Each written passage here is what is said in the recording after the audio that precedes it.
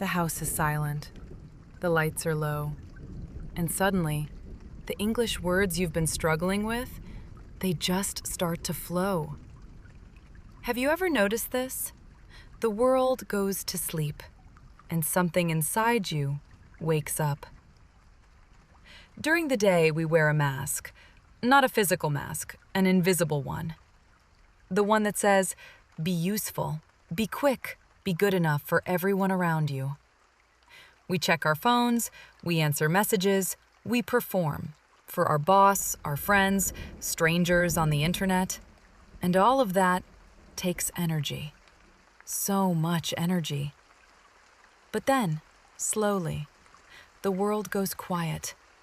One by one, people stop calling. The notifications slow down, and the expectations, the weight of what everyone else needs from you, it begins to lift. And underneath that weight, you find something softer, something more honest, something that was waiting there all along. This is where creativity lives. Not in the busy hours, in the quiet ones. You feel it, don't you? That specific kind of peace, when no one will call, when no one is watching, when the social mask finally comes off. Here is something interesting about your brain at night. During the day, the part of your brain that controls rules and logic, it works very, very hard. It checks everything. It asks, is this the right word? Is my grammar correct? Will people judge me if I make a mistake? This is why learning English in the daytime can feel so exhausting. Your brain is editing before you even speak. But at night, something changes. That strict, rule-following part of your mind, it relaxes. It loosens its grip. And instead of thinking step by step, word by word, grammar rule by grammar rule, you start to feel the language. You start to trust it. Have you ever found it easier to think in English late at night? Easier to speak? Easier to write? There's a reason for that. The midnight mind doesn't analyze. It flows. And flow is where real fluency begins. Not in a textbook, not in a grammar exercise. In this space, this late, quiet, unguarded space, where the language moves like water instead of heavy blocks. Close your eyes for a moment. Picture the room around you, the soft light, the stillness. Maybe there's a window, and outside, the street is empty. No cars, no voices.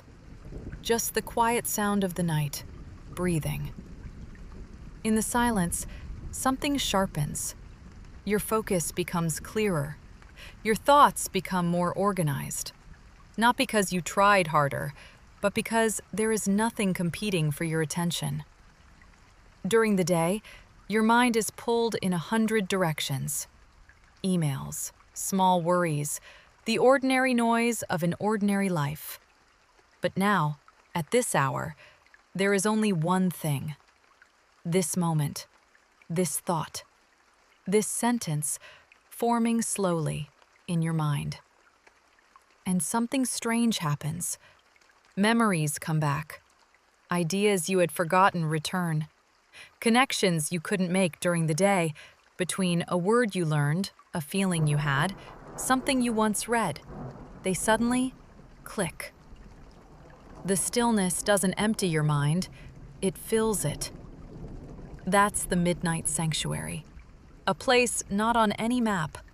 A place inside you that only opens after the world sleeps. Something about the dark makes us braver.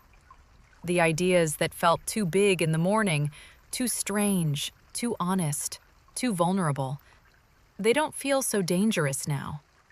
You can say the thing you were afraid to say. You can write the sentence you were afraid to write. This is the midnight epiphany. That moment when a thought arrives, clear, complete, real, and you think, yes, that's exactly what I wanted to say. In English, in my own words, Not borrowed from a phrase you memorized, not copied from something you once read. Your words, unfiltered, unedited, yours. Have you ever felt that? That small electric feeling, like something just unlocked inside you. Like the language stopped being foreign and started being yours. That's not an accident.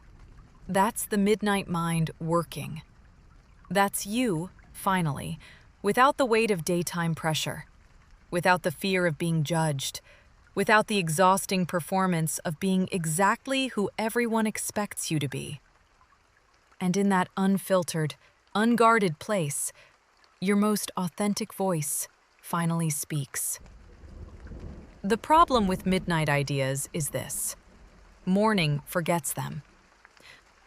You have a thought at 1 a.m. that feels like a breakthrough, a sentence, a phrase, an insight about yourself, about the language, about what you actually think. And then you sleep, and when you wake up, it's gone, like smoke. So here is something simple. Keep something close. A notebook, a voice memo on your phone, anything. When the midnight mind speaks, write it down. Record it, even if it's messy, even if it's only 3 words. Because those words, those late-night, unfiltered English thoughts, are the most honest English you will ever produce. Don't let the morning take them. And yes, we live in 2026. We have early alarms and full schedules and people who need us to be awake and functional. We cannot always stay up chasing inspiration, but we can honor the quiet when it comes. We can create small pockets of stillness before the day starts or after it ends and step into that space on purpose, without a phone, without a task, just listening to what the midnight mind wants to say. Because the midnight mind doesn't actually need midnight. It needs silence. It needs the absence of pressure. It needs permission, your permission, to speak without a filter. Give it that, even for 10 minutes, even tonight. The world will go back to being loud. The notifications will return. The mask will go back on.